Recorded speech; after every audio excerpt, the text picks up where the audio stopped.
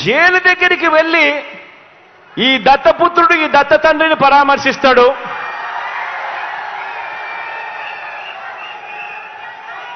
పరామర్శించి ఇంత అవినీతిపరుడు ప్రపంచంలో ఎక్కడా లేకపోయినా కూడా ఈ పెద్ద మనిషి చాలా మంచోడని ఈయన సర్టిఫికెట్ ఇస్తాడు.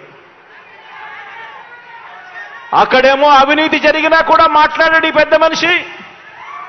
మన ప్రభుత్వం విషయానికి వచ్చేసరికి మాత్రం అవినీతి జరగకపోయినా కూడా అభాండాలు వేస్తా ఉన్నాడు ఈ పెద్ద మనిషి. ఆలోచన చేయమని అడుగుతా ఉన్నా. గతానికి ఇప్పటికీ మనుషులకు ఇప్పటికీ తేడా ఏమిటో గమనించమని అడుగుతా ఉన్నా. నిజంగా చంద్రబాబు నాయుడు గారు అనే వ్యక్తి అవినీతి చేసినా కూడా నోరెందుకు మెదపడు ఆ పెద్ద మనిషి అనంటే కారణం ఆ అవినీతిలో ఈయనకు కూడా పార్ట్నర్ కాబట్టి ఎవడు నోరు మెదపడు, ఎవడు మాట్లాడడు, ఈనాడు అనే దినపత్రికలో ఎవడు చూపడు, ఆంధ్రజ్యోతి అనే టీవీలో ఎప్పుడు రాదు, TV5 వాళ్ళు అసలు చెప్పరు, దత్తపుత్రుడు ప్రశ్నించడు.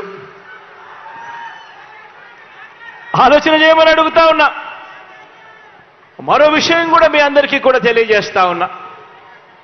గత ప్రభుత్వంలో చంద్రబాబు నొక్కిన బటన్లు ఎన్ని అని అడగండి నేను అడుగుతా ఉన్నా.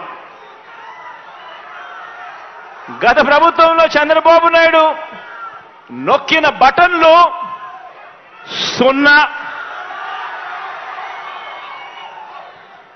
పేదలకు ఇచ్చింది అరకొర. అదే ఇప్పుడు మీ బిడ్డ ప్రభుత్వంలో ప్రతి ఒక్క పేదవాడికి పెన్షన్ కానివ్వండి, ఇతర పథకాలు కానివ్వండి, నేరుగా ఈరోజు మీ బిడ్డ బటన్ నొక్కడం నా అక్క చెల్లెమ్మల కుటుంబాల ఖాతాల్లోకి నేరుగా 2,46,000 కోట్ల రూపాయలు నేరుగా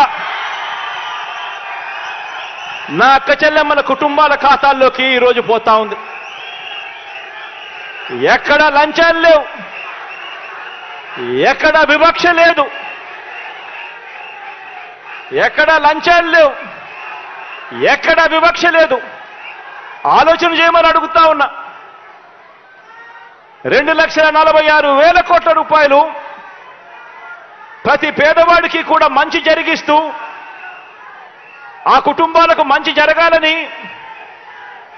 ఎందుకు మీ బిడ్డ చేయగలిగాడు, ఎందుకు చంద్రబాబు అప్పట్లో చేయలేకపోయాడు అని చెప్పి ఆలోచన చేయమని అడుగుతా ఉన్నా. అదే రాష్ట్రం, అదే బడ్జెట్, అప్పులు కూడా అప్పటికన్నా ఇప్పుడు మీ బిడ్డ ప్రభుత్వంలో గ్రోత్ రేట్, అప్పుల గ్రోత్ రేట్ తక్కువ. మరి మీ బిడ్డ ఎందుకు చేయగలిగాడు? ఆ 5 సంవత్సరాల కాలంలో చంద్రబాబు నాయుడు గారు ఎందుకు చేయలేకపోయాడు అని చెప్పి ఆలోచన చేయమని మిమ్మల్ని అందరినీ కూడా కోరుతా ఉన్నా.